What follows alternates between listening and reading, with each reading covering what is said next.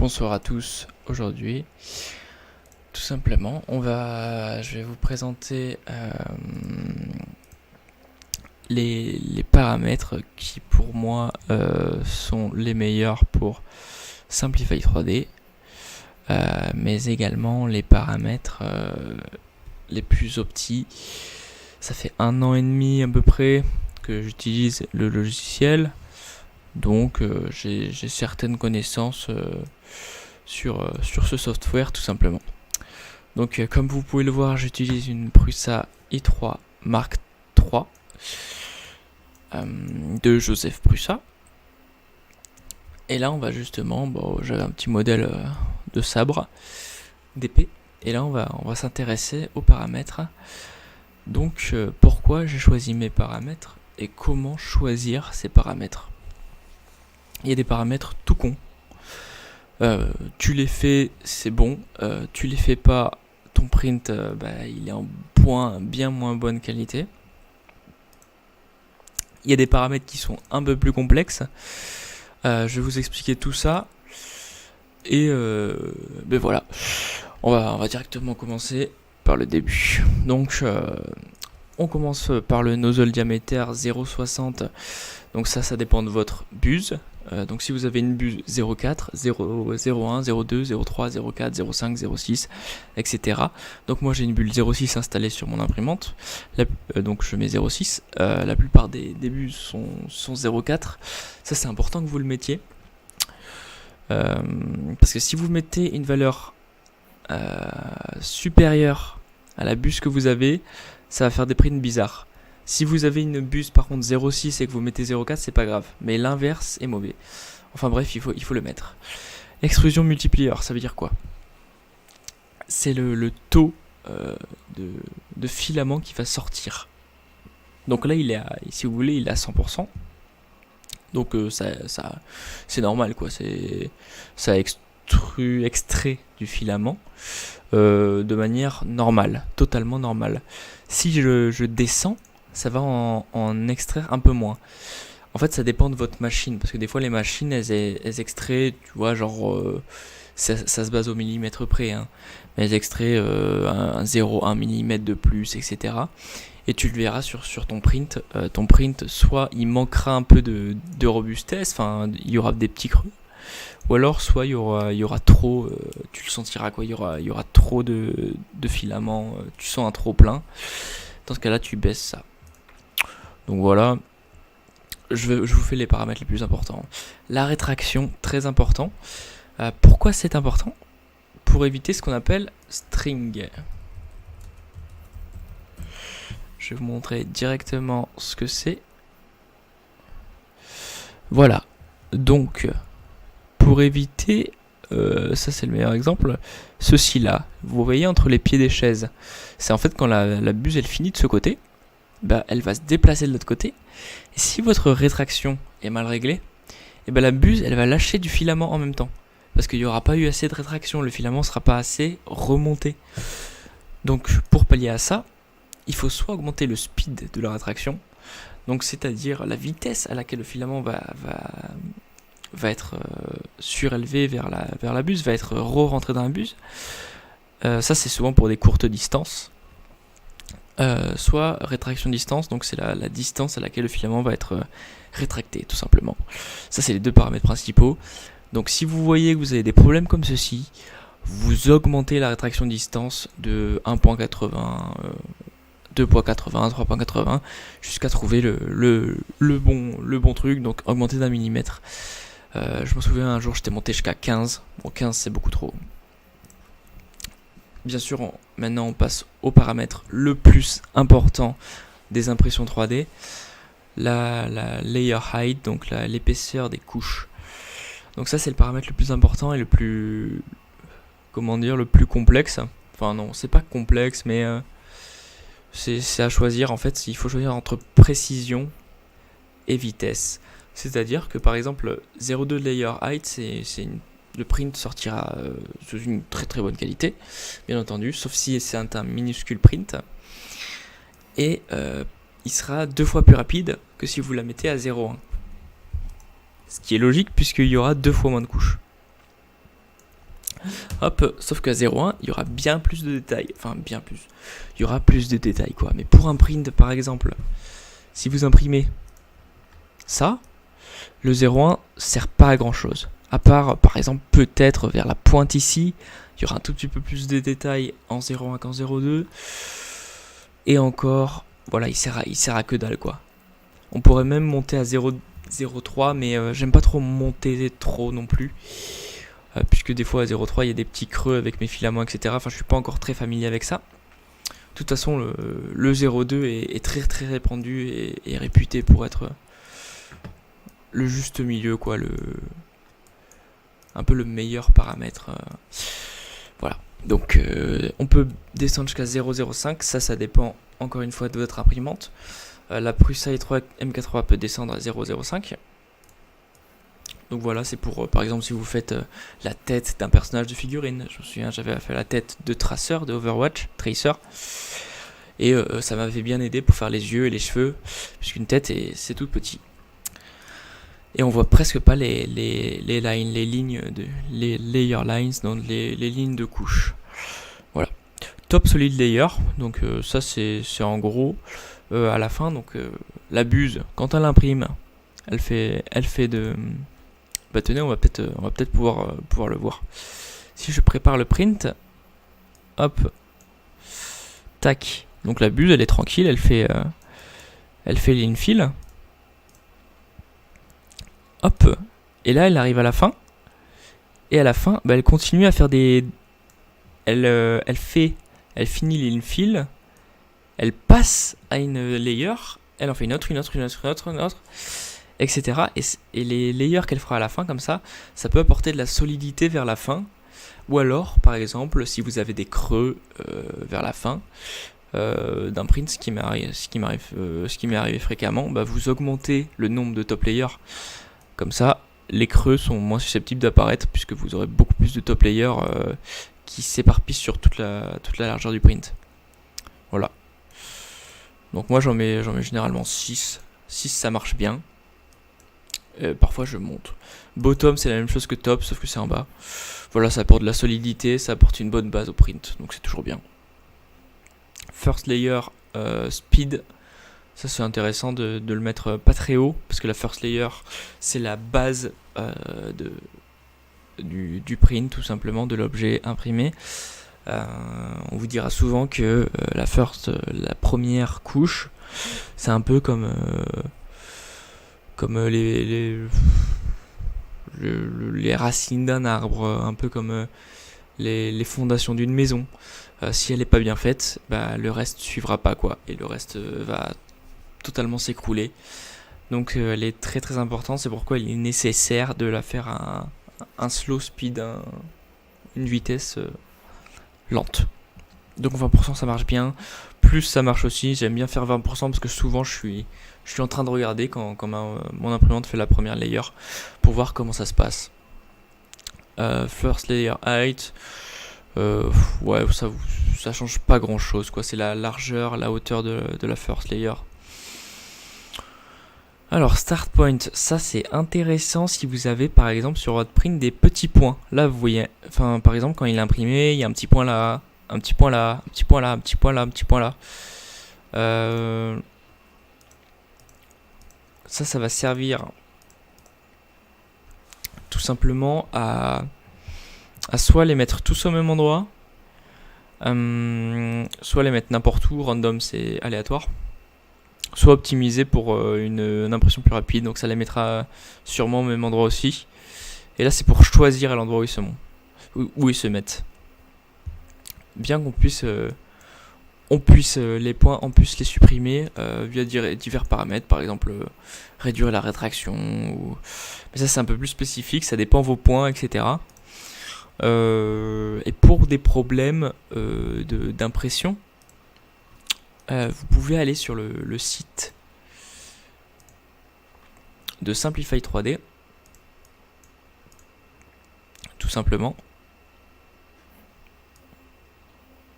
Vous allez dans Support et Print Quality Troubleshooting, et là vous avez tous les problèmes liés aux impressions. Voilà. Et si ça vous suffit pas, il y a un groupe sur Facebook de Prusa i3 Mark III. Et ce groupe, bah, vous postez votre problème et il y aura tout simplement des gens qui vont vous répondre. Voilà. On m'a répondu à chaque fois et les gens sont super sympas. Ils essayent de trouver des solutions à vos problèmes, donc c'est vraiment cool. Donc vous avez énormément de solutions pour résoudre vos problèmes. L'impression 3D, c'est quelque chose qui n'est pas encore à l'heure actuelle optimisé, c'est-à-dire que les machines ont besoin d'être adaptées manuellement, on a besoin de changer les buses manuellement, etc. Tu vois, c'est pas comme un téléphone où tout se fait automatiquement, où l'expérience utilisateur est exceptionnelle. Là, on est encore sur, j'ai envie de dire, une alpha pour les imprimantes 3D. Les paramètres sont pas automatiques, il n'y a pas trop de détection. Par exemple, le filament sensor qui sait quand tu n'as plus de filament, ça c'est pas sur toutes les imprimantes, etc. Voilà, il y a beaucoup d'imperfections dans les imprimantes 3D d'aujourd'hui, bien qu'elles marchent très bien, qu'il est possible de faire des objets magnifiques avec. Alors, bon, on a à peu près fini les paramètres principaux ici. Ça, c'est pas mal. Je suis très très familier avec ce paramètre-là. Ceux-là, beaucoup moins. Ils sont pas primordiaux, quoi. Alors, celui-là est très intéressant. Pourquoi ? On va aller dans Prepare to Print. Peut-être que je ferai un tuto sur Cura pour connaître les paramètres principaux de Cura. Mais pour l'instant, je reste sur Simplify 3D. Alors là, vous voyez ce que c'est là ? C'est justement le paramètre que j'ai mis, le skirt. Alors le skirt, vous voyez qu'il y avait beaucoup de lignes. Et bien en fait, il y en avait, hop, on était où ? On est là. Il y avait 12 lignes, exactement. 12 lignes en largeur, vous voyez. Et 2 lignes de hauteur, c'est-à-dire qu'il y avait deux couches de skirt. Alors ça permet de faire que le print, il colle beaucoup plus au bed, au plateau. Voilà, comme ça il se décolle pas du tout. Voilà. J'utilise toujours. Ça s'enlève très très facilement. Les traces du skirt s'enlèvent avec un peu de ponçage. Un tout petit peu. Un papier de ponçage classique. Hein, ça coûte. Les 50 paquets de ponçage, ça coûte 8€ sur Amazon. Donc honnêtement, allez-y quoi. Ça permet d'adapter, de nettoyer un peu vos impressions. C'est très très pratique. Donc voilà. Voilà, offset from part, ça veut dire que par exemple, si je mets beaucoup, par exemple, et ben le skirt il se fera écarté de l'impression. Je vois pas trop l'intérêt parce que le but ce soit qu'il soit un peu collé à l'impression. Enfin bref. Infill. Alors l'infill, bah, c'est tout simplement le taux de remplissage. Donc voilà, ce que je conseille, c'est un taux de remplissage vers les 25-30%. 30% si vous voulez que ce soit vraiment solide. 50, après 50%, je trouve ça complètement inutile et ça fait perdre du filament. Donc ouais, du 25-30%, quand vous n'êtes pas sûr qu'un print va marcher, honnêtement mettez-le à 10% quoi. Sinon c'est du gâchis. Vous allez faire beaucoup d'erreurs. Quand tu vas imprimer, en fait, tu vas faire énormément d'erreurs. Il y aura un problème là, l'impression va pas coller au plateau, etc. Donc si t'es pas sûr à 100% des paramètres, tu mets à 10% parce que tu vas forcément faire des erreurs. Mais c'est pas grave. Le but c'est d'arriver à une situation où tu fais le moins d'erreurs possible. Donc ça, après les paramètres ici, un fil pourcentage, ça c'est assez secondaire. Vous pouvez dire que les paramètres de base sont très bien, honnêtement. J'ai jamais eu de problème avec l'infill, il est toujours nickel. Il marche toujours très bien, il est toujours solide, donc il n'y a pas vraiment à se soucier de ces paramètres là. Alors les supports, vous savez très bien ce que c'est. Ça permet de faire tenir les endroits qui sont à plus de 90 degrés d'angle. Infill percentage, donc ça permet de faire des supports qui sont plus solides. Bon, je fais 50%, je crois que c'est à 70% de base. Bon, c'est comme vous le sentez, si vous voyez que vos supports ils tombent un petit peu, ils sont pas assez remplis, vous augmentez.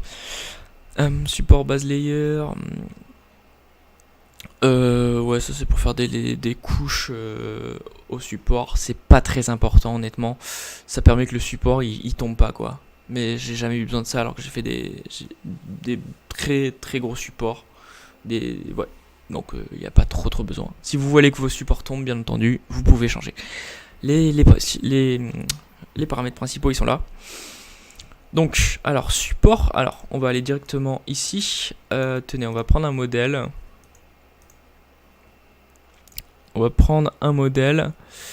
Par exemple, on va prendre Elucidator. Non, vous savez quoi, on va prendre Blue Rose Sword.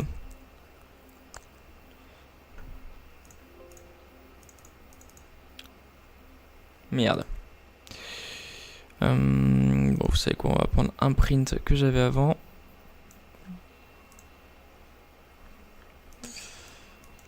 Come on, bro.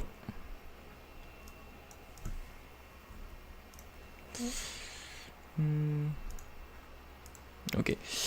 Alors, tout simplement, vous pouvez aller là sur le logiciel. Ici, là. Et pour tester des supports, en fait. Generate Automatic Support. Ok. Donc là, on a des supports PR Resolution. PR Resolution, c'est la largeur d'un support. En fait, si vous l'avez foutu à 1, regardez, je refais Generate. Les supports sont beaucoup moins larges. Alors, pourquoi avoir des supports moins larges? Pour des surfaces plus précises. Là, par exemple, moi, je les foutrais là. Mais encore, j'imprimerai jamais un modèle comme ça. Enfin, j'aime pas quand il y a trop de support, quoi. Après, ça fait des petites traces. Il faut faire beaucoup de ponçage. Mais vous voyez le délire, quoi. Ça, c'est la largeur du support. Max over angle, bah, tout simplement, si vous mettez à 20 degrés, il y aura beaucoup moins de support parce que vous aurez beaucoup plus de support, pardon. Parce que ça prendra, dès qu'il y aura un petit angle, le ciel foutra un support. Alors que là, 80 degrés, bah, tout simplement, il les mettra. Ouais, il les met pas là parce que pour lui, c'est pas assez tourné. Enfin bref. Le basique, c'est 50. Hein. Parce que voilà, 50 c'est le nécessaire. 60 éventuellement. Si vous voyez que ça pose pas trop de problèmes. Voilà, c'est un peu les deux paramètres principaux. Horizontal offset from part, c'est en gros le support. C'est comment le support est près de l'objet. Donc ça va être l'espace entre le support et l'objet. Alors 0,40 ça marche très bien. Quand tu descends, eh ben, les supports sont extrêmement difficiles à enlever, voire ils laissent des traces qui sont très très chiantes à enlever. Il faut une spatule, une pince, etc. Il faut beaucoup de ponçage. 0,40 ça marche très bien. Après, si tu vois que tes supports, comment dire, si tu vois que l'impression, t'as l'impression que les supports en fait ils servent à rien parce que derrière la buse elle imprime et ça tombe, le filament tombe un peu parce qu'il y a trop de vide entre le support et ta partie. Alors dans ce cas-là qui est justement ici, voilà, c'est le parfait exemple. Eh bien tout simplement tu diminues l'espace. Donc j'ai déjà essayé 0,25 c'est pas mal. 0,25 c'est pas mal pour pas avoir ce souci là. Et bon, je fais à 0,40, tu mets à 0,40, tu vois ce que ça donne, et éventuellement tu descends. Température, donc là c'est classique, donc la température de la buse, ici tu changes. Tu peux add un set point pour à la layer numéro je sais pas combien, donc layer 2, tu changes la température. Moi je m'en tape, je me l'amène pour tout, ça marche très très bien. Ça dépend de ton PLA. Tout simplement. Là je suis à 205. J'ai un PLA Sunlu PLA Plus qui est d'ailleurs en train de marcher derrière moi. 70 pour le plateau, tout simplement pour que ça adhère très très bien. Depuis que j'ai mis 70, j'ai pas eu de problème.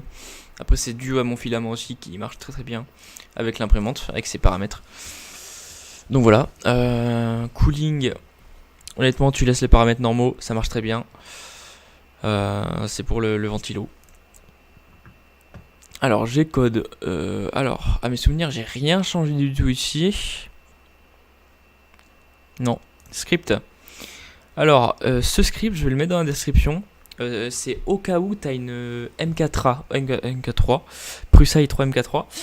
Ça permet en fait que quand tu sais à chaque print, ton imprimante, elle check les 9 points sur le plateau pour voir si c'est à la bonne hauteur, etc. Je sais plus comment ça s'appelle, c'est bed leveling en anglais. Et en gros, ça fait que d'habitude sur les prints normaux, pendant ce bed leveling, la buse elle est à 200 degrés, du coup elle relâche un peu de filament à chaque fois que la nozzle en fait elle teste un point. Et du coup ça te fait des points un peu partout avant le print, c'est complètement débile. Du coup ça permet qu'en fait, pendant que la nozzle fait le bed leveling, la buse n'est pas encore à 200 degrés. Elle est genre, elle monte quoi, elle est à 80, 90, et du coup elle lâche pas de filament. Et du coup, à la fin de ce bed leveling, elle se place. Et ensuite, t'attends un petit peu histoire qu'elle monte à 200. Et ensuite, elle démarre toute seule. Donc voilà, ça permet pas qu'elle lâche du filament. Donc je mets ça dans la description de la vidéo. Histoire que tu puisses y accéder. Et sinon, il n'y a rien qui change d'autre quoi. C'est juste un script, histoire de... j'ai rien changé d'autre. Le script, il marche très bien. Voilà. Speed. Alors, speed. Si t'as une MK3, tu peux mettre 8000 ici. Sinon tu peux mettre 3006, ça change pas grand chose.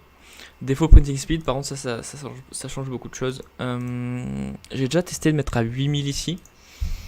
Alors pour vous donner une idée, ça c'est 60